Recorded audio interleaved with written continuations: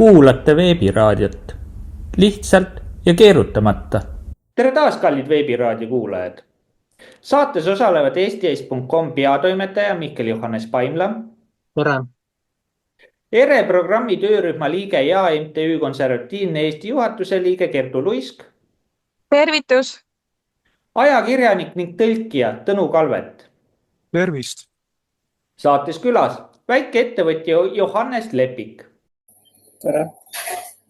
Ja Eesti kirjandustegelane, pedagoog ja poliitik Indrek Särg. Tervist kõigile. Saadet juhin mina, Maarja Maripuu, tuntud sisulooja ja suunamudijana konservatiivne mõtiskleja. Selles saates avaldame vaid oma isiklikke mõtteid ja seisukohti. Alustame saatega. Nädalaga olen mõned mõtted kirja pannud, mille ma nüüd teine toon ja siin saates läbi arutame. Aja sääbunud ministrikohad. Eestis on mitmed ministrikohti, mis on ajalooliselt eksisteerinud, kuid nende ülesanded olulisus on aja jooksul muutunud või ametikohad kadunud. Üks tähelepanu-väärsemaid ametikohti on olnud kliimaministri ametikoht 2023 juuli kuni 2025 märts, mille esimene minister oli Kristen Michal ja jätkas Yoko Alender. Lisaks kliimaministrile on Eestis olnud ka mitmeid teisi kadunud või reorganiseeritud ministrikohti, millel olid omaette ülesanded. Kuidas kommenteerite? Annaks siit otsa lahti tegemiseks siis Tõnu Kalvetile, palun. Ministrite ja ministeeriumide puhul tuleb vaadata, kas need on nagu päriselt põhjendatud või on loodud teatud ministrikohad teatud inimeste jaoks, et neil oleks leivateenistust.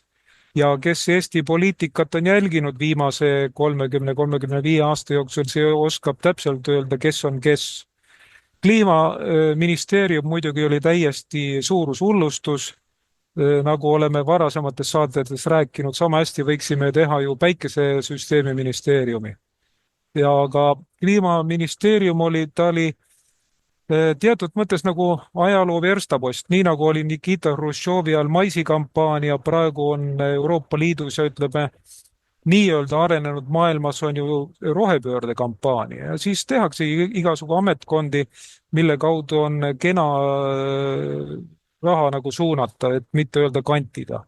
Ja kliimaministeerium sobis selleks suurepäraselt ja need inimesed, kes jälgivad praegu Euroopa Liidu juhtkonnas toimuvat, need on märganud, et Euroopa Liidu juhtkond on muutnud oma rohepöörde suunda ja rohepööre ei ole enam asi number 1 ja sellest tulenevalt siis, kui oli Eesti valitsus remont tänavu kevadel, siis ka kliimaministeerium kaotati ära. Õigemini kliimaministri ametikoht kaotati ära minu teada ja siis toimus ühendamine.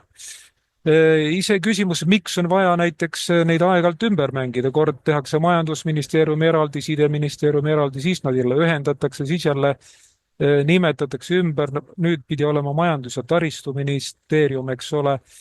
Need on sellised väga kummalised poliitmängud, aga kui vaadata asja tervikuna, siis määrav on ikkagi see, kas seal tehakse korralikult tööd või mitte. Sest ministeeriume võib olla 4, nagu on soovitanud politseiprefektuuride eeskujul Andres Saukas, elektriinsener. Võib olla ka 10 või rohkem. Küsimus on selles, kas seal inimesed teevad tööd või mitte. Kas on asendustegevus või see on päris tegevus. Minule meenutab see seda, kuidas on pikalt räägitud, kas ikka Riigikogul on vaja saada 1 liiget, äkki peaks vähendama 51 peale. Kui vaadata, kes seal tööd teeb praegu, siis see võiks vabalt olla ainult 5 liiget, tähendab iga selle esindatud erakonna esimees võiks seal olla ja kõik. Aga kui mõelda, et kui palju on tegelikult vaja tööd teha, siis seal 101 inimesele on tööd küll ja jääb ülegi veel. Nii et mõõdupuu on ikkagi see, kas tehakse tööd korralikult või käiakse lihtsalt raha võtmas või siis ollakse nagu raha kantimise kohaks. Aitäh. Mihkel, palun. Jah, aitäh. Kõigepealt, kui me räägime siin ministrite kohtadest ajalooliselt, et siin kuni aastani 2009, ütleme seal pea 20 oli rahvastikuministri koht, mis suuresti nagu omandas sellise portfellita ministri tähenduse, aga samas ta nagu oli valitsusega otseselt seotud ja ajas siis nagu sellist kitsamat poliitikat, aga rahvastiku heaolu huvides, nii paljukest kui seda oli, kaotati see ära teadupärast 2009 ja siis 10 aastat hiljem tehti umbes 8 aastaks uuesti see ministrikoht siis juba Isamaa kontrollida. Aga varasemast veel 90ndate keskel umbes 2 aastat oli lausa selline ametikoht nagu eurominister ja miks oli seda vaja, sellepärast et Eesti seadis sihiks saada Euroopa Liitu ja sellega siis nagu umbes 1,5 aastat oli ministri koha peal Endel Lippmaa nii Tiit Vähi teises kui ka hiljem 3. valitsuses. Astus tagasi muidugi suvel 96 seoses isiklike vastuoludega erakonnas, Koonderakond.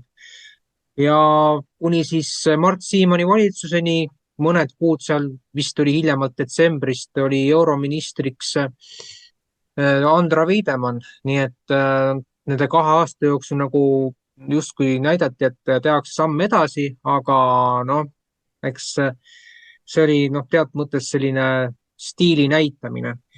Ja mis siin veel? Kindlasti siin on ka jutuks nõndanimetatud riigihalduse ministri koht, mis oli siin ligikaudu 8 aastat. Seda hakati looma just sellepärast 2015. aastal, et vaja oli omavalitsusi ühendada. 2017 toimus teadupärast kohalikud valimised selle mõttega, et umbes pooled omavalitsused olid selleks ajaks juba ühinenud, et üle 200 oli varem, aga siis vähendati neid circa 80 peale. Ja seda siis kandsid erinevad ministrikohad, koha kandsid erinevad erakonnad. Reformierakond oli esimene, kes tegi sellist jõulist kärpepoliitikat kohalikes omavalitsuses, aga lõpetas selle Keskerakond tragikoomiliselt, ehkki veel juunis 2016 oldi vastu sellele, et kohalikke omavalitsusi vähendatakse. Ja kes mäletab, siis viimati oligi 2016 valimiskogus presidendi valimine. Siis oli veel üle 200 kohaliku omavalitsuse esindaja. Tänaseks, ma arvan, et siin, kui peaks 2026 üldse midagi olema, siis on neid kindlasti nii laias laastus 100 võrra vähem, aga me ei saa siin praegu nagu tulekuga kaugelt ette ennustada. Aga mille pärast see riigihalduse ministri koht lõpuks 2023 ära kaotati, minu subjektiivne seisukoht on see, et üks põhjus võib-olla on see, et kaotati ära nagu võimalus siis suunata kohaliku omavalitsuse teemasid riigihalduse ja üldse kogu selle terviku taustal ja teiselt poolt, mis siin võib öelda, et eks oli vaja ju hakata tegelema jutumärkides kärpepoliitikaga, aga tegelikult kärpepoliitika tähendab seda, et eestlaste paljaks koorimist. Et selle koha pealt. Ja siin veel mõned ministrikohad, mis ajaloost on nagu silma jäänud 92 aasta oktoobrist kuni 95 aasta lõpuni. Nii Mart Laari, siis Andres Tarandi kui ka Tiit Vähi mõlemate valitsuste ajal oli kultuuri- ja haridusministri koht, mis oli nii nende liberaaldemokraatide käes Paul-Eerik Rummo ja siis veel Peeter Olesi käes ja sealt siis 95 kevadel Peeter Kreitsberg kuni siis Keskerakond 95 aasta oktoobris seoses lindiskandaaliga minema saadeti ja siis oli viimane sama valdkonnaga minister Jaak Aaviksoo, kes oli Reformierakonna poolt toona paika pandud, aga nagu me teame, siis 96 aasta jaanuarist lahutati need valdkonnad ära ja ühe ministri asemel oli 2 kohta.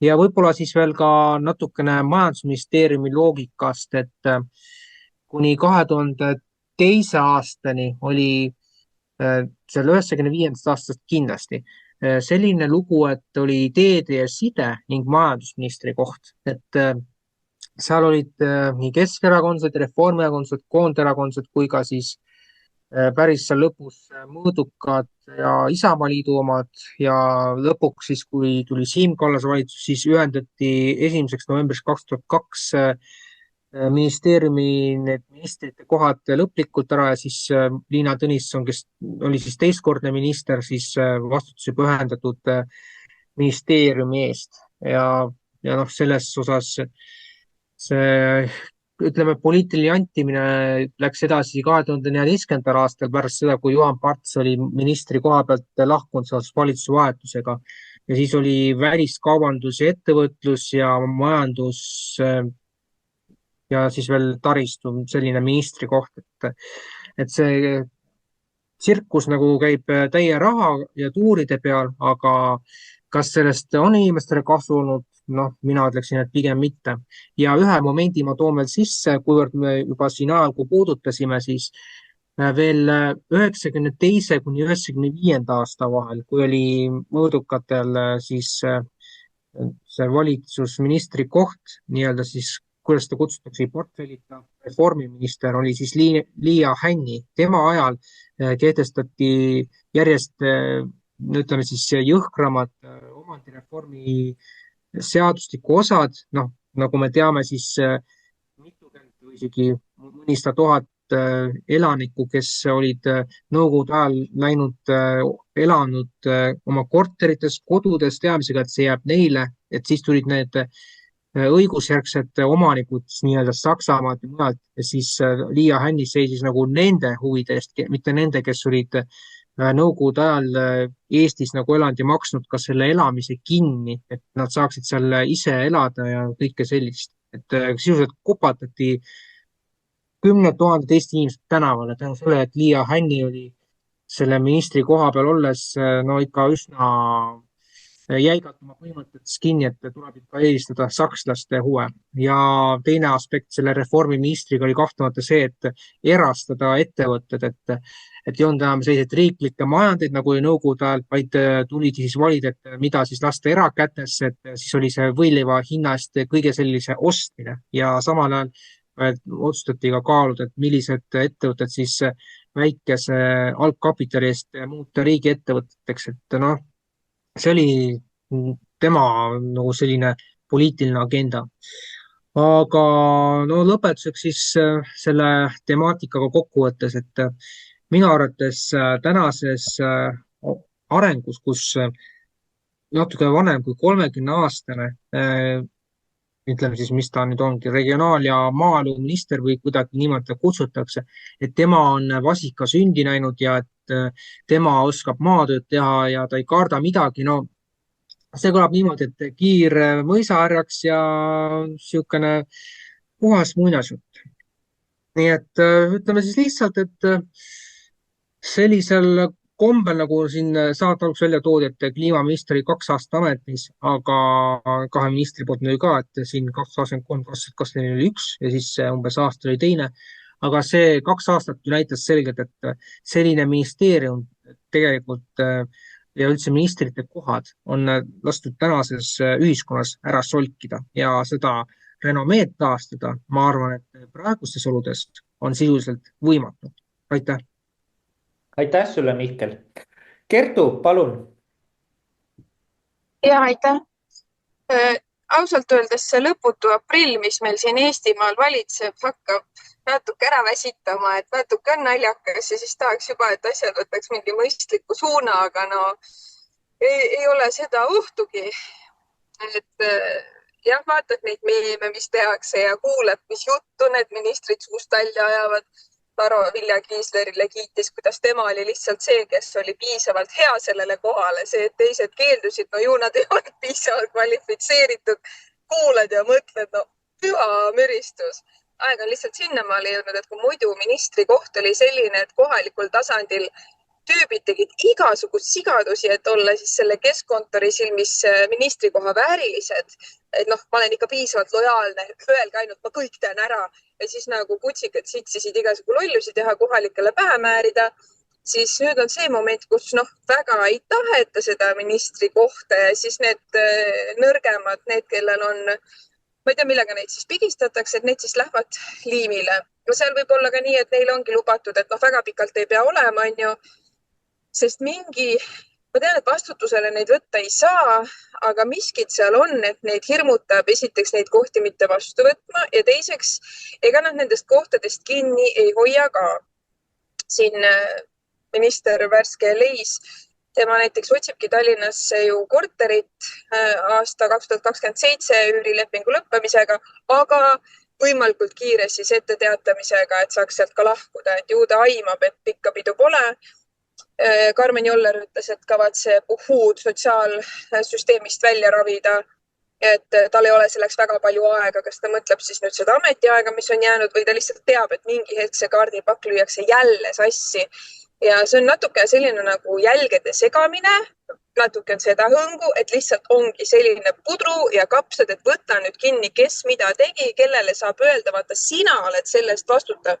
No pole minu asi, mina tulin natuke, olin eelmised, olid juba kõik nässu keerad, ma ei suutnud selle aega kõik ära päästa. Sisuliselt on ju niimoodi, et need suunised, mida, mis valdkonnas teha tulevad ju mujalt. Need siin koha peal on lihtsalt rääkivad peakesed, kes ütlevad ja nüüd teeme seda ja nüüd teeme toda, kes seal toolil istub, ainuke vahe on see, et lõust on erinev, riietus on erinev ja võib-olla nagu jutustiil ka siis vastavalt isiksusele, aga sisuliselt, kes seal istub ministri kohal, mitte mingit vahet ei oma. Ja see teeb natuke nagu kurvaks, et me kulutame meeletu aja, et jälgida, mida nüüd üks ütles või tegi ja ainukesed, keda see tegelikult otseselt mõjutab, kellele on mingi vahe, on need alluvad siis. Ja et oled ühe ministri all, hiljaaegu üks naisterahvas just kirjeldas oma kogemust, et tollega oli nagu enam-vähem, aga nüüd see uus, et see on nagu täiesti hull. Ma nimesid ei nimeta, et siis mõtledki, et meie vaatame seda kui lihtsalt sellist, see on show. Sisuliselt sellest midagi ei sõltu, kes seal oma näoga minister on, aga need inimesed, kes siis nendesse ametkondadesse on endale töökohad leidnud ja hoiavad nendest töökohtadest kinni, siis nendele on see ikkagi päris suur ebamugavus, et nad istuvadki pidevas sellises teadmatuses, sest neid allüksusi ministeeriumidel mängitakse ka ümber niimoodi, et üks hetk sul on üks koosseis, siis tehakse jälle mingi uuendus. Ja kust tulevad need igasugu lollused ametkondadest ongi see, et need ametkonnad on lihtsalt niivõrd suureks kasvatatud ja kõik peavad ju oma toolid välja teenima, tegema näo, et nad on vajalikud, olulised. Ja siis nad oma selles agaruses ja hirmus teevadki igasugu sigadusi veel otsa, lisaks sellele, mis on väljastpoolt suunistena juba ette antud. Et sealt midagi mõistlikku tulla ei saa, sellepärast, et kui sa hakkad mõistlikke asju ja selliseid talupoja mõistusega inimeste heaks asju ajama, siis kindel on see, et su tool hakkab kõikuma, kui just ei kuku kiirelt ümber. Et need, ühest küljest on naljakas, loed mingid Karmen Jolleri väljaütlemisi, ma täitsa nimetan neid jollerdisteks, siuke žanr, et kuidas spermatosoidid olgu rahvuslik kapital ja aeg on hakata ka meeste vabadusi piirama ja kui ta ütles, et ka meeste, siis ma mõtlen, et okei, et ma olen naisterahvas, ma ei ole veel kursis, et naiste vabadusi oleks piiratud, kas ma olen midagi maha maganud või täitsa siuke, et nemad võivad ajada, nad võivad öelda, et sugusid on mitmekümneid, sest see on siuke konstruktsioon, mis ei peagi bioloogiaga kooskõlas olema, sotsiaalne sugu ja nii edasi. Ja siis need, kes ütlevad, et kuulge, tulge maa peale, et 2 sugu on, siis me oleme uhuud. Ja siiamaani ma ei saa aru, kuidas saavad poliitikud, meedia, inimesed, kelle taotlustöös peaks olema tõde, faktid, kasutada üldse selliseid termineid, uhuu. Ja samal ajal see, kui otsid välja, mida see uhuu siis tähendab, siis vaatad, kuram, et kes siin rohkem on uhuu? Kas see, kes päevast päeva korrutab, et venelane kohe on põlvili ja kohe on Ukraina võitnud, või siis need, kes ütlevad, et kuulge, lõpetage ära, et see sõda on varsti meie hoovis, kui me sellele muudkui õhku juurde puhume. Ja kui see kõik nii ohtlik ei oleks, kui meil oleks inimestena see sõltuvatus, et me ei pea tiksuma selles hirmus, et nad raisad maksustavad meid nii vaesteks, et ongi lõpuks niimoodi, et eraomand kaobki ära, sest lihtsalt inimesi, kes suudaksid seda tsirkust kinni maksta, jääb nii paganama võimatust väheks. Et see on see, mis nagu ärritab ja mis paneb kaasa rääkima. Muidu lihtsalt vaatakski seda, mis toimub, nagu mingit tsirkust, naeraks ja ei häirikski võib-olla nii väga, kui see oleks kuidagi kui see ei mõjutaks meid nii otseselt. Aga paraku see, et kõik see hävituspoliitika, mida suunatakse tsentrist, et riigid oleksid nõrgad, kergesti mõjutatavad, kergesti ülevõetavad, kergesti tühjaks kaevandatavad, kui mida rohkem inimesi tunneb seda omal nahal, et järjest rohkem ja rohkem ja rohkem pistab, siis see on selline äratav jõud. Aga siinkohal ma näen natuke teiste teemasse, aga väga suur miinus tänases ühiskonnas on see põgenemiskultuur. On see alkohol, tubakas, meelemürgid ja ma hiljaaegu just jäin mõtlema, et need tüübid, kes kunagi on narkokaubandusega, narkoäriga ülikõva raha kokku ajanud, megaärid, mis kadedusega nad võivad tänast meditsiinisüsteemi vaadata. See on ikka nagu selline narkokartell, et kukub pikali. 1% tänasest elanikkonnast on juba mingi ravimi sõltlased, on see siis mingi tervisehädaga seotud või siis vaimse tervisehädaga seotud ja kogu sellest tohuvapuhus, et kui see kõik hakkab sind ikkagi nagu nii sees sööma, väga lihtne on diagnoosi saada, väga lihtne on korralikud rood peale saada ja siis sa saadki olla siuke mullis edasi. Minna andagi Reformierakonnale hääl, sest sul on nii hea olla. Et see on minu jaoks üks asi, mis mind nagu teeb murelikuks. Sest kui inimene ei ole kaine mõistuse juures, ei ole teadusel, siis ta ei saagi seda reaalsust ju endale tunnistada, sest ta elab mingis täitsa teises kohas omadega. Ja mul on üks tuttav, kes kiidabki takka, kiidab Kaja Kallast, kiidab Karist, e-valimised on väga head asjad. Kõige kohta tal on midagi tarka öelda ja inimene elabki kogu aeg nende samuste antidepressantide uimas. Ilma ei saa, ilma on paha olla. Ja kui inimesed lähevadki abi otsima, stiliselt, kui sul ongi midagi halba elus juhtunud ja see mõjutab su vaimset tervist, ma saan aru. Aga kui tänasel päeval inimene läheb abi otsima, siis see haav kistakse niimoodi lahti, et su see ohvrimentaliteet veel rohkem süveneks. Ja lahendus ei ole mitte see, et sa sõlmid rahu ja leiad endast selle punkti, et sul on lihtsalt sellest punktist alates, sa juhid oma elu paremasse kohta. Ei, sa oled ohver, sa oled kannatanu. Sul on vaja, et oleks hea olla, näe palun retsept. Kui ei toimi, otsime kangemad, otsime paremad ja niimoodi uinutatakse see ühiskond ära ja lõpuks me olemegi zombide keskel, et need zombifilmid, see ei ole see, et ma ei tea, ongi mingi taud läheb lahti, mis paneb inimesed zombistuma ja ajusid sööma, mis iganes on ju, kes mis kujunditena neid zombisid näeb, aga see selline nagu tömbistunud inimene, kes lihtsalt elab selles mugavas punktis, saamata aru, et see mugavus on illusioon, päriselust pigistab üha rohkem ja rohkem, aga võime iseendale valetada, kui see ei ole reaalsusega ja oma sisetundega ühenduses, see võime on võimas. Aga jah, ma läksin natuke pikale, annan sõna edasi. Aitäh sulle, Kertu. Annaks siinkohal edasi sõna Indrekule, palun. Aitäh. Ma jäin vahepeal mõtlema, et mis see saate teema meil nüüd oli, et kas me pidime rääkima valitsustest ja ministrikohtadest või millestki muust. Aga kui selle algse teema juurde, nii nagu ma sellest aru sain tagasi tulla, siis ministrikohti on olnud jah, Eestis ju läbi aegade väga erinevaid ja võib-olla me üldse natuke liiga või ületähtsustame isikut, kes parasjagu seda ministri kohta täidab või ka seda ministri kohta ennast natuke tähtsustame üle. Sest ministreid on olnud igasuguseid ja nagu me teame, ladina keele algne tähendus sõnal minister on teener või teenija. Rahva teener teenib seal üks inimene, teenib seal teine inimene, eks ole, mõni on halvem teener, mõni on parem teener, aga paraku on nii, et nad ei ole tavaliselt väga pika teenimiseaga. Poliitilised protsessid vahelduvad ja tekivad uued vajadused ja nii tavaliselt siis üks või teine minister kaob ajalukku ja ausalt öelda, ega me praegu ei pruugi väga paljusid ministreid üldse mäletada, ega pruugi mäletada ka nende ametikohti. Sest näiteks esimesel Eesti ajal oli ka selline ministri koht nagu töö- ja hoolekandeminister, mis siis hoolitses tööhõive ja sotsiaalse heaolu ja niisuguste asjade eest. Aga peale selle oli veel toitlustusminister. Oligi päris selline ametikoht ja seda pidas vähemalt ühes valitsuses Kristliku Rahvaerakonna esindaja. Ma ei tea, kui palju ta siis nüüd hoolitses sööklate või restoranide eest, aga ta nii-öelda toitlustusalaga ta tegeles.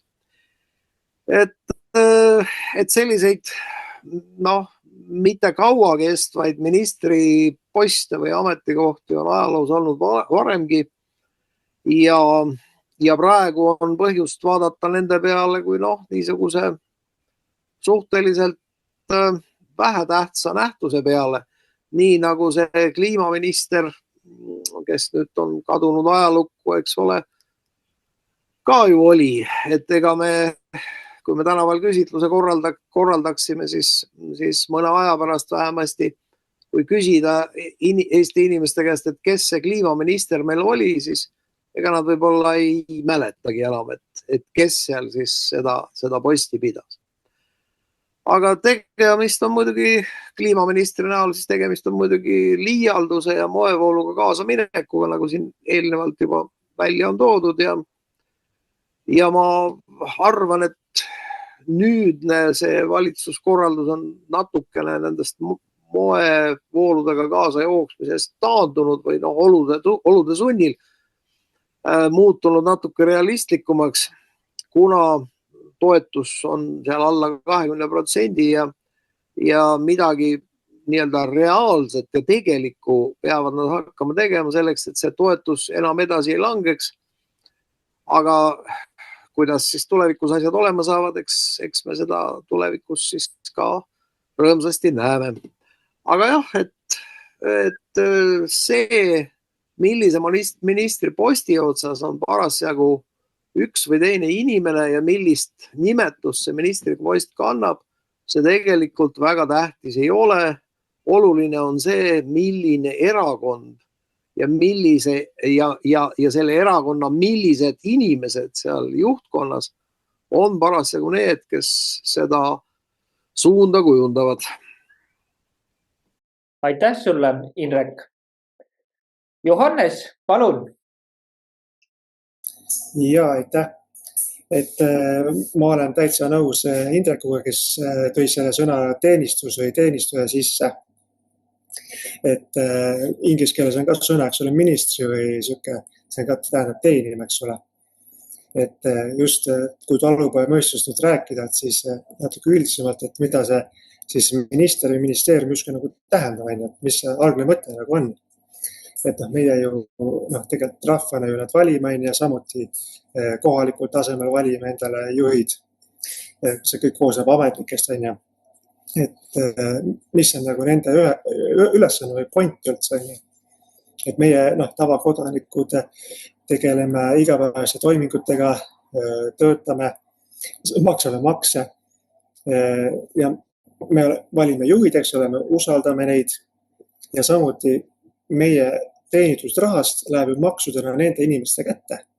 Et me usaldame maksuraha ministrite kätte või ametnike kätte, eks ole. Et eks me oleme valinud juhid, kes töötavad meie kasuks, eks ole. Et mitte, siin ongi see point, et mitte nemad ei peaks töötama oma kasuks, vaid rahva kasuks ja rahva heaks. Et meie igapäevane elu areneks ja läks paremaks. Et praegu ongi küsimus, et kas tänapäeval või kas nad praegu, kelle jaoks need ministrid seal siis töötavad, eks ole, või toimetavad, et kas nad tõesti töötavad oma rahva heaks või tõesti täidavad võõraste ja isandate käske, eks ole. Et ma ütlengi, et kuidas seda nagu muuta või et kuidas seda asja parandada. Et eks siin kindlasti on erinevaid viise, et kuidas saavutada, et ministrid ja ametlikud mõtleksid, mis on hea rahval, eks ole. Et kes iganes soovib poliitikas osaleda, teaks, et sellega kaasneb ka, eks ole, moraalne vastutus rahva ees. Et siin on mitmeid lahendusi ja mina pakuks, et üks lahendus näiteks oleks tõesti ka see, et kui seda hakata nii-öelda seda ametit või selle tähtsust hakata ka koolis õpetama vaikselt väikestes klassides peale, eks ole, ja lõpetades noortes ülikoolides. Et praegu on lihtsalt selline olukord, kus on tõesti, kas rahvas austab ministreid, kas rahvas austab ametnikke, et kuidas taastada see ühendus uuesti rahva ja ministrite vahel. Et et praegu on see usaldus nagu täiesti kadunud. Et jah, see oleks üks, mina pakuks selle lahenduse välja, et taastub see ühendus. Aitäh sulle, Johannes. Kui ma nüüd isiklikult räägiks ja kuidas mina näen seda, kui mõelda nüüd kliimaministrile, siis tema on ju puhtal kujul loodudki selleks, et seda globaalset suunda siis ka Eestis läbi viia, ehk siis nii-öelda rohepööre ja igasugune kliimahullus. Aga tänu Trumpi võimule tulekuga keerati ka nii-öelda pidurid peale sellele rohepöördele ja ka teistele nii-öelda moesuundadele nagu woke agenda ja igasugune LGBTQ liikumised ja muu niuke crap. Aga sellega seonduvalt küsikski teie käest, mida te arvate, kuna ministrikohtasi luuakse nagu globaalse moesuundade järgi, et milline võiks olla järgmine loodav ministrikoht? Mis teie arvate? Tõnu? No seda on raske öelda, sellepärast, et jõujooned Euroopas nihkuvad suhteliselt kiiresti viimasel ajal. Ja me ei tea täpselt, mis võib olla kuu aja pärast uus mood või 2 kuu pärast, sest kuni veel suhteliselt hilise ajani oli üsna kindel, olid käsuliinid paigas, suunad olid paigas, aga nüüd jah, paljuski pärast seda, kui USA presidendiks oli Donald Trump, on ju väga palju muutunud ja väga lühikese ajaga muutunud. Ma juhin praegu tähelepanu ühele ebaloomulikkusele, mis esineb Eesti ministrite töö juures, nimelt see, või ministeeriumide töö juures samuti, nimelt see, et ministeerium teeb seaduseelnõusid, sest ministeerium on ju tegevvõimu esindaja. Tegevvõimu asi on täita seda, mida seadusandlik võim on tal käskinud. Jah, on tõesti arusaadav, et näiteks kui mingil ministril või ministeeriumi ametnikul tuleb hea mõte, ta tahab, et tehtaks seaduseelnõu, see läheks läbi, aga selleks ei pea selle eelnõu koostama ju ministeeriumi juristid, selleks ei pea selle esitama ministeerium, selleks on olemas kas või sellesama ministri erakonnakaaslased, kes on esindatud parlamendis ja nende kaudu käib see asi. Aga praegu on täiesti nagu loomuvastane olukord, kus ministeerium teeb nagu ise parlamendi tööd osaliselt ja siis läheb parlamendi ette seda põhjendama. Ja teine loomuvastane asi on see, et inimesed, kes kandideerivad kas või Riigikogu valimistel Riigikokku, tähendab rahvasaadikuks, nad lähevad pärast seda ministriks. Aga mõelge näiteks, kui keegi muul töökohale kandideerib, eks ole, ta saab selle töökoha, ütleb, ei, ma tahan hoopis sinna minna, et las minu asemel tuleb näiteks keegi teine, keegi minu tuttav. Aga tänapäeva poliitikas on niimoodi, et kui keegi saab parlamenti ja tema erakond moodustab valitsuse, siis ütleme, need inimesed, kes on olnud valimisnimekirjas eespool, need suures osas mõnikord lausa täies koosseisus lähevad ministriks ja nende järelt vabanevad siis töökohad parlamendis töötamiseks. Mina leian, et see on loomuvastane asi ja paljud Eesti ühiskonna mured ja jamad ongi sellest tingitud, et tööd teevad valed inimesed. Ükskõik, kui palju me kritiseerime liberalistlikke erakondi, ka nende hulgas, nende liikmeskonnas leidub oma ala väljapaistvaid asjatundjaid. Häda on selles, et neid inimesi ei edutata, ütleme, kõrgele kohale valimisnimekirjas. Väga väike tõenäosus on, et need inimesed saavad ministriks. Ja nii ongi. Seal on usalduse põhimõte ja kui nüüd Eesti 200 püüdis põhjendada sellega oma ministrite suvalist valikut, et keegi ei tahtnud, siis tuleb lause lõpuni viia, tuleb öelda, et nende hulgast, kellele pakuti, keegi teine ei tahtnud. Järelikult ei võetud ühendust oma erakonnas olevate tõeliste asjatundjatega. Mul on meeles, mõni aasta tagasi see võis olla koroonahüsteeria ajal või aasta varem EKREIKE valitsuse ajal näiteks. Oli selline saade nagu Rahva teenrid ja seal oli saatekülalisega üks ütleme otse ajudeta tibi. Ma ütlen seda täie vastutustundega, panen käe südamele. Ja siis see naister, küll ta niheles, ütles, et temale ei meeldi, et ministriks saab inimene, kellel pole mandaati. Sest temal oli pähe jäänud see, et minister saab olla ainult see, kes on Riigikogu valimistel saanud mingisuguse teatud hulga hääli. Ta ei saanud aru, et tegemist on kahe täiesti erineva ametiga ja nõutakse ka paljuski erinevaid oskusi, erinevaid isikuomadusi.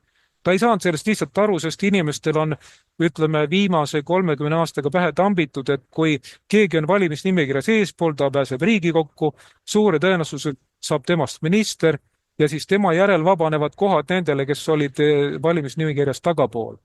Aga see viibki riigi, mitte ainult Eesti riigi, vaid ka teised viib ju allakäigu trepile ja viib ka lausa põhja. Ja miks oli Slovakkias oli paar aastat tagasi oli tarvis teha asjatundjate valitsus, mille etteotsa peaministriks pandi siis Slovakkia riigipanga asepresident, ungarlane muide, Lajos Odor. Ja siis põhjus oligi selles, et ametnike poliitikute valitsused olid viinud riigi niivõrd põhja või peaaegu pankroti äärele. Ja teisiti ei saanud seda välja tuua, oli vaja tuua tehnokraadid võimule.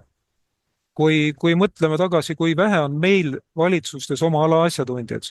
Mina oskan praeguses valitsuses nimetada oma ala asjatundjad ainult 2 tükki, üks on Karmen Joller ja teine on Kristiina Kallas. Ükskõik, kas meile meeldib nende teod või mitte, aga nad tunnevad oma asja. Ja kui nad räägivad seda, millel ei ole saba ega sarvi, siis me saame täiesti kindlad olla, et nad valetavad. Nad on oma ala asjatundjad, nad valetavad. Ja kui nende tegevus on kahjulik, siis see ongi teadlik kahjurlus. Nende puhul ei ole sihukest asja, et kogemata või vilumatusest teeb halba, eks ole, tahtis nagu head teha, aga läks veidi nihu, eks ole. Aga ülejäänud, kes on need ülejäänud tegelased, kes saab nagu tänu sellele ministriks, et ta on näinud või seda looma poegimist pealt, eks ole. No, minul meenub, et kunagi juba Eesti esimese vabariigi ajal oli ju isegi varem oli sihukene rahvatarkus, mida selliste poliitikute kohta kasutati, et annab Jumala amet ja annab ka mõistuse. Ja lõpetuseks soovitan kõigil saate vaatajatel, saate kuulajatel, saate osalistel lugeda rahulikult läbi Eesti valitsuse ministri ametivanne. Seal on päris selgelt öeldud, kuidas tuleb tegutseda, kuigi see on vist 1 või 2 lauset ainult, aga see välistab juba eos igasugu kahjurluse. Kui keegi tegelebki kahjurlusega ministrites, siis järelikult enamasti oskamatusest, nad on ohmud, nad ei tunne oma valdkonda ja väiksematel juhtudel siis teadlikust kahjurlusest. Selline sai praegu minu vastus sulle, Maarja. Aitäh. No, kui tulla nüüd selle juurde, mis need just äsja valitud ministrid sinna on pandud, no mina näen neist tankiste. Sest ilmselgelt tehti teistele pakkumised, aga praeguses nii keerulises poliitilises olukorras, kui ollakse, kus ei teata ka, mis suunas see globaalne poliitika läheb, siis ongi niisugused head patuoinad seal. Kui midagi untsu lähebki, siis saab neile rõõmsalt silmuse kaela tõmmata ja tehakse nad nii-öelda ohvriteks ja sisuliselt pidu läheb pärast edasi, kui läheb. Ja neist ei ole kahju, see on põhiline. Ja neist ei ole kahju, just täpselt. Aga siit annaks Mihklile, palun. Jah, suur tänu. Kui nüüd võtta selle aluse pealt, et kas tulevikus mingisugune uus ministrikoht võiks tekkida, siis ma ütleksin lihtsalt, et vaadates poliitilist dünaamikat meil ja mujal, siis mina küll ei julgeks praegu öelda, et näiteks siin nagu välja tuua hästi 2 kuu pärast või kuu pärast võib juba uus tendents ühiskonnas ilmneda, et siin võib täiesti, ütleme, et me oleme nagu siin omadega sellises väga keerulises olukorras, kus justkui ametis on näiliselt paar eksperti ka, nagu siin välja toodi, aga teisalt ma rõhutan siin seda, et need samused eksperdid on küll, ütleme, seda vannetanud, aga tegelikult nad on ka selles suhtes valetanud, et me räägime siin nagu lihtsalt selle näite pealt, et mis puudutab Kristiina Kallast, siis tema puhul me räägime sellest, et ta edendab seda LGBTQ+ programmi, mis ei sea ka esikohale kohalike laste heaolu ja samuti ka seda, et ei tegeldaks sõna otseses mõttes ajupesuga ja tuua siia selle Karmen Jolleri teema ikkagi sisse, siis võrreldes sellega, mida ise perearst oli pikemalt ja niimoodi, siis praegu ta ütleb välja, et 2 järgnevaks aastaks ei ole arstide palgatõus üldse selles suhtes ette nähtud, et tema ütleb, et seda ei ole vaja. Ja siin ju nüüd nõnda nimetatud seltsimehed faktikontrollist leidsid, et selle tema esmaspäevase osunduse peale, mis ta seal televisioonis tegi, et arstiabi ei peakski kohe inimestele andma, aga nüüd nemad väänavad seda nii, et see on puuduv kontekst. No teate, see on lihtsalt niimoodi, et mida ütleb faktikontroll, seda tuleb pöörata 180 kraadi teistpidi ja saame õige vastuse. Aga tulles nagu veel selle ministrite selle valdkonna juurde, siis lihtsamalt öeldes praegu need, kes on justkui ametisse pandud, siis neil on nagu selline võib-olla lühiajaline asjahalduri koht ja üks asi, mis võib olla, on mingis mõttes nagu märgiline tegelikult.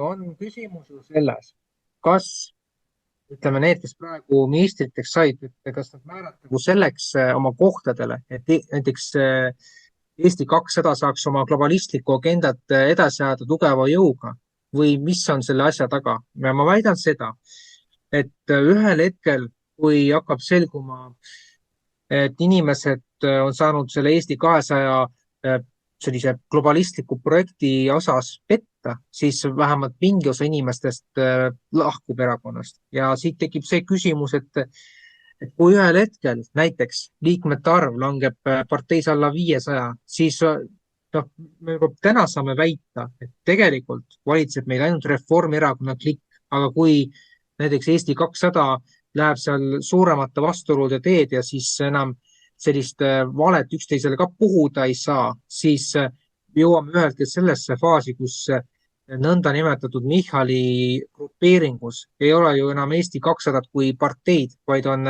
mingisugused vabamehed, kes ajavad Reformierakonna käepikenduse globalistlikku poliitikat. Ja sellest vaatenurgast lähtudes ma kahtlustan, et mingi aja pärast, kas see juhtub sügisel või isegi veel varem, tehakse järjekordselt vangerdusi, kuna praegu see nõndametatud võim on ju savijalgadel ja mis meis siin nagu edasi saab, see on juba omati küsimus, aga puudutas lõpuks veel seda kliimaministri ja selle valdkonna asju, siis mina lihtsalt arvan, et seegi nagu selline ilustamine, et näidata, et oi, me saame selliseid asju ka Eestis lubada, aga millise hinnaga, et loome ministeeriumi sellise taas loomise nagu, et Keskkonnaministeeriumist kliimaministeeriumiks selleks, et hakata kliimaministeeriumi ametnikele senisest enam maksma palgatasusid, preemiad ja kõike muud sellist. Ja sellest seisukohast lähtudes mina ütlen ka, siin mõni saatekülaline kindlasti seda öelnud, et riiklik bürokraatia aparaat on läinud liiga suureks ja seda võib täiesti julgelt öelda, sest et milleks on vaja siis hakata neid uusi makse kehtestama nii kohalikes omavalitsuses kui ka riigi tasemel, kus nõutakse mafioossel teel automaksu, et sa pead näiteks Maksu- ja Tolliameti lehele minema ja siis kuni sa pole seda teadet avanud, sul ei ole võimalik sinna sisse saadagi ja kui sa oled sinna siis läinud ja selle teate vastu võtnud, siis sa oledki juba leppinud orjusega. Aga ma arvan, et inimestel on aeg orjusest välja tulla ja mõelda, et kas makstakse ennast elu lõpuni surnuks või siis mõeldakse, et on vaja midagi ka teha, sest et aeg, kallid inimesed, on ju otsakorral. Aga selle koha pealt mina siit lõpetan, et aitäh kõigile. Aitäh sulle, Mihkel. Kertu? Ja aitäh.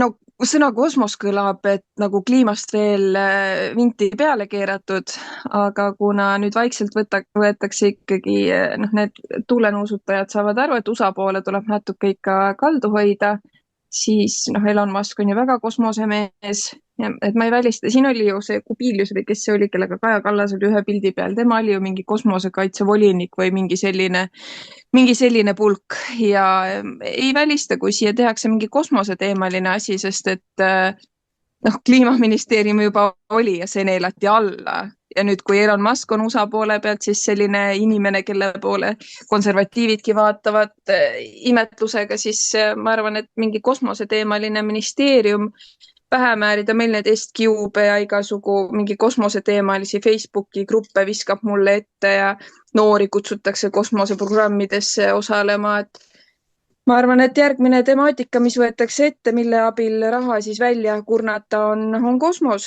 ja see, mis hoiaks siis inimestel nagu meeled kuidagi ära lahutatuna, et millegagi ju tegeletakse, kuhugi me ju muudkui areneme. Aga huvitav ongi see, et räägitakse muudkui arengust ja on justkui nagu arengumaad ja heaoluriigid ja tuuakse seal seda vahet sisse, et meil on justkui hästi, aga hakata mõtlema, siis me ei liigu paremas suunas, pigem on need inimesed paremini hoitud elu poolt, kes on nii-öelda arengumaad, kus siis lihtne elu hoitaksegi hinnas, sest et elu ei pea käima sul mööda kliimat ja kosmost, vaid mööda elementaarseid asju ja ma arvan, et oma lastele kõige parem asi, mida me saame teha, ongi see, et püüda ise säilitada kainet mõistust ja oma lapsi kasvatada ka selles vaimus, et ühel hetkel, kui näiteks meil ei ole enam e-valimisi ja see elu pöördubki siis inimlikkuse suunal, et oleks üldse neid, kes oleksid suutelised võtma vastutusrikkaid kohti, kellel oleks seda sellist kontakti mõtlemisvõimega. Ja midagi pole teha, ma täitsa kurbusega vaatan pealt, et on vanemad, targemad mehed, kellel järjest ilmselgelt elu saab mingi hetki otsa, tervised vaikselt hääbuvad, energiat ei ole enam nii palju ja siis vaatad, mis peale tuleb. Et ükskord ka jalutasin ja vastu tuli kamp keskkooli poisse ja täitsa selline, et mõnele vaatad otsa, ei saa arugi, et kas ta ikka ise teab, et ta tegelikult poiss on. Ja see riietusstiil ja see kehahoiakud ja no ei ole väga lootust andev välja nagu nägemine ja siis tulebki keskenduda sellele, mida me saame muuta, mõjutada, ehk siis enda lapsed ja sinna tulekski panna väga suur rõhk ja seal samas hoida ka seda generatsioonide vahelist sidet.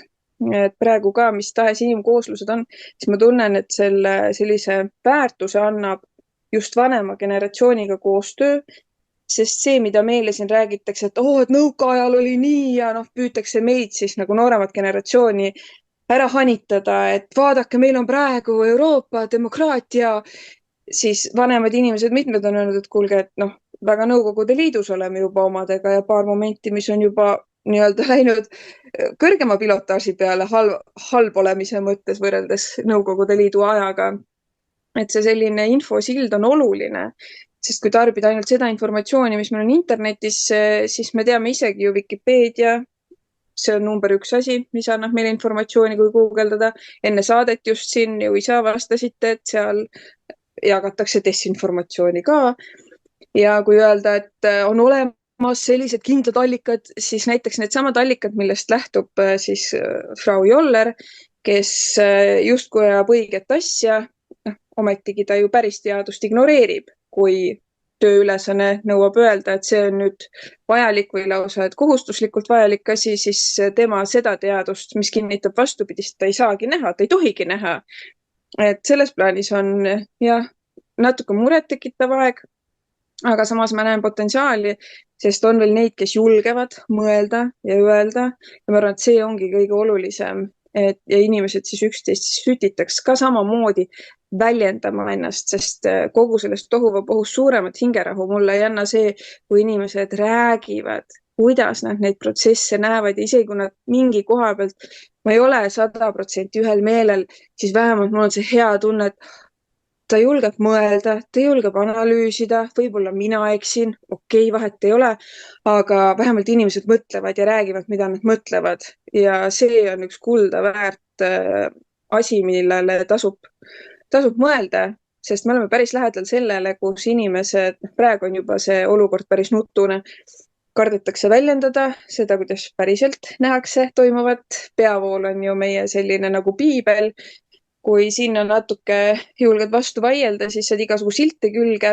Kas või see vandenõuteoreetiku teema, mis algselt see silt ongi ju loodud selle jaoks nende samade essutajate poolt, et need inimesed, kes hakkavad sellele peavoolu see agenda, mida siis peavoolumeedia läbi meile peale surutakse, hakkavad seda natuke õõnestama oma jutuga, et need saaks siis hästi mugavalt ära neutraliseerida, et ai, need on need, vaata, need on need lollid, on ju, et need on napakad, need usuvad, et tuvid on robotid ja laevad ennast traatide peal ja nii edasi. Et selles plaanis jah, aga vabandust, ma lähen jälle natuke pikale. Igatahes ma arvan, et neid ideid, kuidas luua mingit näiliselt, just kui me nüüd areneme ja nüüd me teeme mingit uut ja paremat ja õigemat asja, et üks väljundeid ilmselt ongi see kosmose teema. Kas praegu see punt, kes tuli kosmosest tagasi jõudis, päriselt üldse kuskil kosmoses käis, kui vaadata internetis neid materjale ja loogikaga inimesed vaatavad selle protsessi läbi, see ei ole võimalik, et nad kuskil nii kaua ära olid, aga on neid, kes tahavad uskuda, et kui maakeraga midagi juhtubki, me ju inimesed, kohe-kohe on siin mingi kliimakatastroof, vaatame mingid muud planeedid ka valmis, väga hea, need olid seal kuskil 9 kuud kosmoses ära, äkki leiame planeet B, kuhu siis edasi minna, et kui mõnele annab see hõlpu, okei, kui teisele annab hõlpu see, et meil inimkonnana tegelikult on veel lootust, on veel neid mõistlikke inimesi, kelle pinnalt üles ehitada uus ühiskond, sest kas või praegu ma kutsun kuulajaid üles andma oma hääl, issakene hea, kui mul oleks meeles, kas see oli petitsioon või rahvaalgatuslehel, on see erakorraliste valimiste üleskutse, et sinna oma hääl anda, kas sellest petitsioonist lõpuks mingit tolku on. Hea oleks, Maarjo, kui sa pärast paneks selle lingi, on ju. Et ma ei tea, kas sellest mingit tolku on, aga ega see allkirja andmine tükki küljest ei võta ja võib-olla läbi nende erakorraliste valimistega saab midagi siin ära natuke lammutatud, natuke õhku vahele, aga ja see paralleelselt on käimas ju MTÜ Konservatiivne Eesti poolt e-valimiste laualt maha saamine. Aga sealt edasi tuleb järgmine probleem see, kas meil on inimesi panna asemele, sest see masinavärk on nii suureks ehitatud, et kogu seda kaadrit välja vahetada, meil peab olema metsik pingirida ja siinkohal ma kutsun inimesi üles, et poliitika tänasel päeval on jõudnud nii kreeni, see on nii ära risustatud nendest poliitikutest, et midagi pole teha, suurel hulgal lihtsaltel inimestel tuleb võtta endas, leida see vastutus, et see on minu maa, meie maa, ja olgugi, et poliitika ei ole midagi mugavat ega toredat, siis kas on keegi spetsialist seal, kes täidab kahjulikke käske või siis on lihtne inimene, kes teeb endale teema selgeks ja seisab meie maa ja rahva eest, mõelge ise, kumb see parem on. Aga jah, aitäh praegu minu poolt. Just täpselt, Kertu, ja praegune ministrite valik ja nende oskused näitavad väga ilusti ette meie inimestele, et ei ole vaja midagi karta, te ei pea olema mingid supereriliste võimetega inimesed, et ministriks saada. Täiesti piisab erialasest oskusest ja ongi kõik. Ja olema ustav partei juhtkonnale, see on kõige tähtsam mõõdupuu. Jah, just. Johannes Lepik, palun. Ja, aitäh. Et jah, et kui oli küsimus, et milline võiks olla uus ministri portfell, eks ole. Et mina pakuks, et miks mitte ikkagi rahvastikuminister, et seda ju hetkel minu teada ei ole. Aga siin ongi, et me peame minema ikkagi juure juurde, et praegu meile armastatakse rääkida, et meil on sõda ja meil on majanduskriis, et sellepärast populatsioon ei tõuse. Aga kui me ikkagi nüüd ausalt tõele näkku vaatame, siis tuleb meelde tuletada, et mida onu Pill, eks ole, kunagi mingi aeg tagasi, eks ole, avalikult välja ütles, et rahvastikupopulatsioon on suur ja selle probleemi me lahendame pookimisega. Et jah, kõige naljakam ongi see, et praegu kõik need ministrid või siis poliitikud, kes siis olid seotud kogu selle pandeemia ajaga, eks ole, ja koroonaga, et nemad praegu nüüd jubedalt tunnevad probleemi selle rahvastikukriisi pärast. Aga huvitav, et nad ei tunnista, et seda nii-öelda vigu ei tunnistata, et ongi, et kuidas rahvastikukriisist üldse välja tulla. Et esmalt me peamegi ju tunnistama oma vigu nii-öelda. Et ega enne midagi muutuma ei hakkagi. Aga no selge on see, et praegune võim ja praegune nii-öelda eliit, siin peab juhtuma ime tõesti, et nad oma vigu nagu tunnistavad. Et jah, et selles mõttes jah, et selle rahvastikukriisiga peaks tegelema ja nii on. Aitäh sulle, Johannes. Indrek, palun, saad lõpusõnad, paneme selle saatele siis punkti tänaseks. Aitäh. Kaasvestajatel on palju häid mõtteid, et ega mul ei ole siia tohutu palju enam juurde lisada, kui ainult seda, et tegelikult me peaks eestlastena vaatama nüüd, et mis on meie põhilised ressursid ja millega me siis peame tegelikult ka tegelema, mitte ainult maailmale näitama, et me justkui tegeleme mingisuguse kliima parandamise või mingisuguste muude asjadega. See on selline asendustegevus. Kui siin välja pakuti kosmoseministri ametikohta, siis see on ühelt poolt ahvatlev, teiselt poolt väga võib põhjustada teiste riikidega, kuidas öelda siis, konfliktiolukordi, sest see viitaks justkui sellele, et kosmos on Eesti riigi haldusalas. Ehk siis Ameerika ja teised Hiina ja teised riigid siis peaksid hakkama justkui Eesti riigilt siis küsima mingisugust nõusolekut järjekordse kosmoselaeva väljasaatmiseks või millekski selliseks. Nii et sellest ministrikohast võib tulla hulk huvitavat rahvusvahelist pahandust. Aga põnev ta muidugi oleks, vaatame, mis siis saada võiks, sest vaevalt meile kohe sellest ka kallale tuldaks, aga ütleme, et ka see on selline pigem ikkagi asendustegevuse minister. Aga tõsised ministrid võiksid meil olla, kellest tõesti nagu võiks loota, et nendest on rahva edenemisele mingi kasu. Võiks olla väga lihtsad ministrid, maaminister, metsaminister ja mereminister, kes siis meie põhilisi ressursse hakkaksid rahva huvides siis mõistlikult arengustrateegiaid analüüsides kasutusse võtma. Ja kui siin juttu oli rahvastikuministrist, siis loomulikult inimressurss, kui niimoodi bürokraadi keeles öelda, siis on üks kõige olulisemaid ressursse, aga ma ei ole päris kindel, kas rahvastikuministril saab olla niisugune mõju rahvastiku taastootmisele, sest meil on rahvastikuministrid olnud varasemal ajal üksjagu, aga nende mõju või ütleme see hea, mis nad on suutnud ära teha, ega meil seda nagu väga tagantjärgi näha ei ole. Aga mida saaks teha, on see, et loomulikult oleks vaja kehtestada lastetusmaks.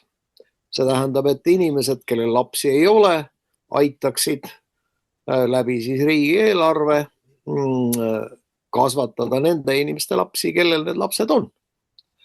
See on tegelikult igati mõistlik ja õiglane lähenemine ja kui siin ja kui me mõtleme, et kusagil on mingisugune muu lahendus, ükskõik, olgu ta siis ministrikoha või mingisuguste muude lahenduste niisugune juurutamine, siis mina ei ole kohanud, et teisi lahendusi oleks. Teine lahendus on ainult see, et naistele jätta haridus andmata, et naiste haridus lõpeb ära kusagil 6. klassi peal ja siis need nii-öelda harimata jäänud naised keskenduksid oma pereelu ja laste saamise ja laste kasvatamise missioonil. Aga tänapäeva ühiskonnas sellist lähenemist vaevalt, et lastaks läbi viia veel. Nii et arvestatav meede oleks rahvastiku nii-öelda vähenemise peatamiseks oleks ikkagi lastetusmaksu kehtestamine, mis siis kõikidele inimestele teeks kohe selgeks, et ahah, meil on selline olukord, et need inimesed, kelle lapsi ei ole, on paremas positsioonis kui need, kel on lapsed. Ja selle positsiooni ühtlustamiseks ja nende laste üleskasvatamise hõlbustamiseks on tarvis siis lastetutelt inimestelt natukene raha ära võtta selleks, et lastega inimesed saaksid oma lapsi ühiskonnale rohkem ja paremini kasvatada. Vaat selline mõte. Just, väga huvitav mõte. Ma asendaks selle lastetusmaksu automaksu vastu niimoodi, et selle kaotaks ära ja siis paneks lastetuks maksu. Jah, ma tõstan pöidla, et see on mõistlik mõte, jah. Jah, Kertu. Lastetusmaks puht matemaatiliselt juba on väga mõistlik, sellepärast et need lapsed ju, kes meil sünnivad, nemad on ju tulevased maksumaksjad, mitte et ma niimoodi identifitseeriks oma lapsi, aga reaalsus on see, et rahvas peab ennast ju taas tootma. Nüüd, kui seda saadet, seda jupikest trehvavad kuulma need, kes on otsustanud mitte lapsi saada, siis muidugi nad tunnevad ennast kohutavalt riivatuna, nende inimõigusi on riivatud ja nende kehasid nähakse tootmismasinatena ja mis iganes. Aga proua Joller ise ütles, et spermatosoidid peaks olema rahvuslik kapital ja nii edasi. Et võib-olla nemad selles suunas juba mõtlevadki, et taastootmine käib siis niimoodi oma rahva sees, kuigi ma ei kujuta ette, mis mõistuse hetkel ta seda ütles, sest nende idee on ju eestlased välja vahetada võõraste vastu, sest Euroopa Liit ongi ju üks selline rahvaste sulatuskatel. Aga päriselt, mis lahendaks meie selle demograafilise suure probleemi, on selle terviku nägemine, mitte lihtsalt see, et on läbi maksusüsteemi, kas või maaelu edendamine, et ei ole nii, et on rahvastikuminister, aga et ka maaeluminister, et neil on nagu selline ühine nägemus Eestist, mitte nii, et igaüks keskendub oma siis valdkonnale, nii minul on maa, minul on see portfell on ju, aga just see, et maaeluminister ja siis see rahvastikuminister näeksidki, et inimesed maal, neil on rohkem lapsi, see maaelu toetab laste saamist, sest see vanemaks olemise kogemus maakeskkonnas on juba täiesti midagi muud. Ja ka statistika näitab seda ju, et linnatingimustes, kus ruumi on vähem, elu on tänaseks juba odavam kui maaelu, normtingimustes oleks linnaelu kallim kui maal, aga kuna hetkel toimub süsteemne maaelu suretamine, siis on see maaelu tehtud kallimaks. Aga sellisel orgaanilisel kujul, kus sul on oma maa ja oma toit suurest luust, siis maaelu toetades me tegelikult ka seda demograafilist kriisi lahendaksime. Aga see on lihtsalt üks näide. Neid näiteid on veel terve hunnik, kuidas erinevad ministeeriumid omavahelises koostöös saaksid tegelikult viia meid nendest probleemidest välja. Aga kuna eesmärk ei ole nendest probleemidest mitte välja liikuda, vaid just see samune agenda, mis meil siit maailmast peale surutakse, selle täitmine ja selle agenda osa ongi igasugused kriisid, probleemid, puudus, siis jah, kahjuks täna me selles suunas ei liigu. Jah, aitäh minu poolt. Aitäh sulle, Kertu. Siinkohal võtamegi saate kenasti kokku. Eesti.com ootab sisuloojaid kontakt@eesti.com. MTÜ Konservatiivne Eesti ootab kõnesid toetustelefonile 9999, kõne hinnaks 10 eurot võitluseks e-valimiste vastu. Veebiraadio tegevus saab toetada rahalise panuse Konservatiivne Mõtiskleja OÜ kontole EE 9277 00 77 100 683 5650 selgitusega annetus. Aitäh, kallid sõbrad, et meid kuulasite. Järgmine kord taas teiega, siis juba uute teemadega.